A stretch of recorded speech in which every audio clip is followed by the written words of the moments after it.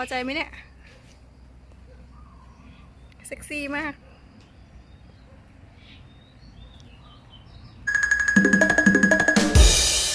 โอเคไหม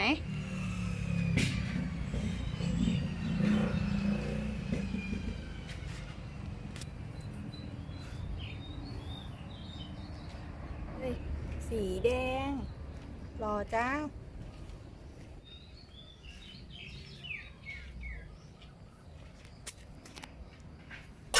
ช่วยหมุดหงิด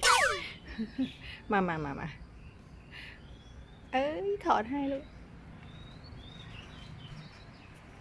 เอาดึงยางออกเองแล้ว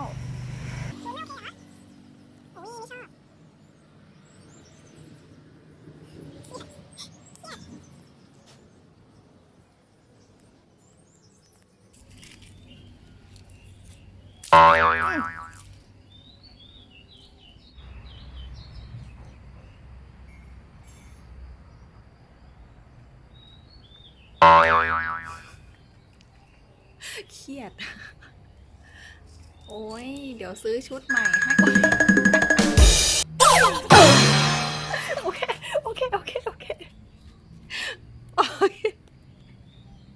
กระโดดกัดเลย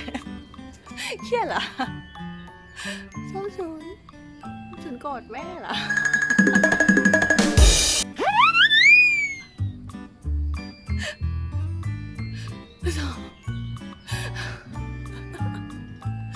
ดู